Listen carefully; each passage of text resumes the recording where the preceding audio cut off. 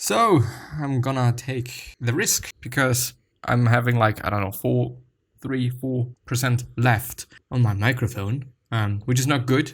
Definitely not good. But I hope that it is gonna be fine and it is gonna be okay. Maybe I'm gonna just not be that long of an episode. Anyway, we're gonna go ahead with A Force for Good by the Dalai Lama, the 14th one, and also Daniel Goleman. Summary Part 3. We need to become more compassionate to live kinder, happier lives. Compassion and awareness go hand in hand. Now that we have taken a closer look at emotional awareness, it is time to delve into compassion. Is delve even a word? Anyway, starting with where the notion comes from in the first place. In the Dalai Lama's view of the concept, compassion is deep in our nature and does not come from religion. Think about it. Even dogs and cats can be compassionate and altruistic to some extent. So why should compassion be bound up in religious institutions and their tradition? What does compassion even mean? Let's start from here. Sympathy, feeling, fellow feeling, empathy, understanding, care, concern, solicitude, or solicitousness, sensitivity. Sympathetic pity and concern for the sufferings or misfortune of others. So compassion, or isn't it also like, feeling with others, being able to step into their shoes and see what life looks like from their perspective. Empathy, isn't it quite the same? Well, probably not, because, there wouldn't be two words then. Anyway, in the Dalai Lama's view of the concept, compassion is deep in our nature and does not come from religion. Compassion is superior to and separate from religion. In fact, it is rooted in our biological makeup. Parents' instinctive care for their young, who would otherwise die, is one sign of a biological predisposition for caring and compassion. Moreover, our bodies have built-in needs for positive emotions such as love, joy, and playfulness. These experiences help to boost our immune strength and lower the risk of heart disease. But above all, we are psychologically predisposed to seek comfort in affection, compassion, and a sense of belonging within a group. Yeah, and it makes sense. I've been talking about it before, but I still think and believe that compassion and being a social being, which I think ground up we all are. Of course, some people develop themselves or are being developed into a certain type of person, who is not necessarily very social, but I think deep down we all are, and we were all meant to be so. Because back in the days, in very ancient days, when there was a predator, we had to work together. It just makes sense. Of course, if you think about dinosaurs and whatnot, and I don't necessarily want to say just because it's been the case back in the days, it's also the case right now. Not necessarily, it's just a thought. Don't take it that serious or too seriously, but it makes sense. It makes sense for us as a species and in terms of surviving to work together and not be on your own all the time. Compassion puts our attention on something bigger than our petty concerns. This larger goal energizes us in turn. Having explored where compassion comes from and why we need it, let's investigate how it manifests itself in our world. Find out more in the next book summary. Summary Part 4, Compassion in Action, involves fairness, transparency, and accountability. The Dalai Lama's form of compassion isn't the wishy-washy kind that is confined to holidays or Sunday school. Rather, he calls for moral responsibility in all spheres to public life, which includes having a profound distaste for justice as well as taking initiative to expose and reform corrupt systems.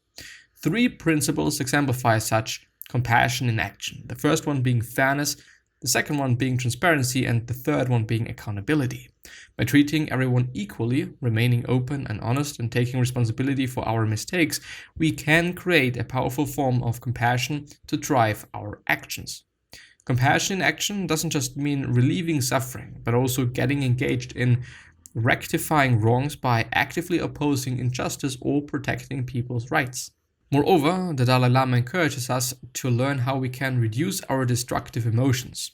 Of course, feelings such as anger and frustration can also be constructive and not necessarily destructive, functioning as drivers of positive action. Of course, and it is as well something that I've been talking about before, and I like to emphasize and I like to underline because, it is very easy to demonize bad emotions, but in the end, they show you something. If you feel bad, if you feel, also bad mentally and physically, this just shows you something. It can, if you're listening to your body and if you're listening to yourself, it can show you something. Maybe you've eaten too much when you're feeling bad physically. Maybe you've been drinking too much the night before because you're feeling bad physically. Maybe something is bothering you. This is why you're feeling bad mentally. Maybe there is somebody around you and every time you're around this person, after you've met this person or after you've talked to this person, that you feel horrible and bad about yourself and bad about your life. Well, this shows you something. This negative emotion shows you something, and you wouldn't be able to see it without this emotion, this quote-unquote negative emotion, which, of course, it is a negative emotion, but it can have good outcomes or it can lead to good actions, as he also points out there. For example, the Dalai Lama once met a social worker whose group had been given too many cases, making it impossible for them to help any of the individuals.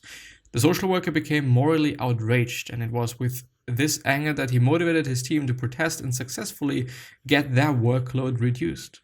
However, it doesn't take much for anger to go from constructive to destructive. One way to ensure we use frustration to drive positive actions is by maintaining basic compassion towards a person that we take issue with. It's clear that compassion is a recurring theme here. In the next book summary, we'll explore another situation where compassion plays a central role, the divide between science and also religion. And I do want to point out, and I do want to talk about this last sentence. One way to ensure we use frustration, or also anger, I would say, to drive positive actions is by maintaining basic compassion towards a person that we take issue with.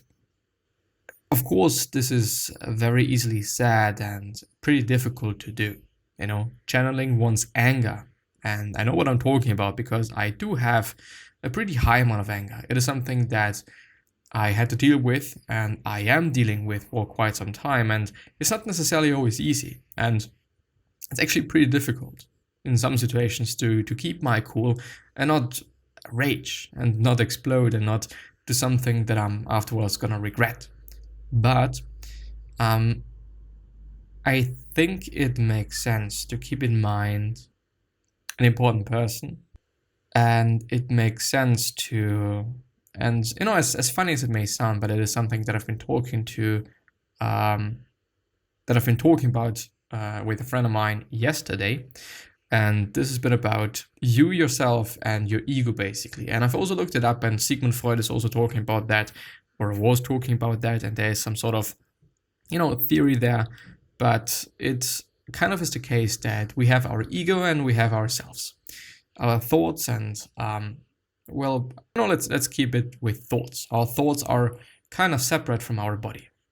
We are we, and our thoughts are our thoughts. And a very interesting thought that I got a lot of joy out of, to be honest, is the one of, okay, when I'm getting angry and when I'm just having another destructive feeling in myself, and when I'm feeling it, this basically is my ego. My ego is hurt. It's not necessarily me, but it is my ego.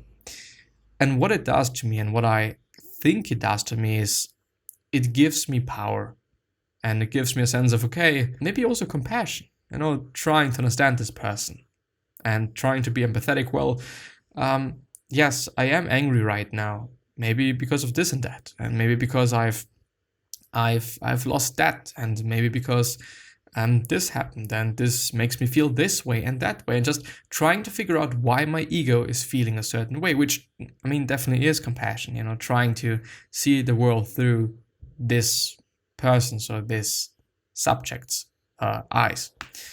And it is very interesting, it is kind of moving away those bad feelings, quote unquote bad or negative feelings, from oneself.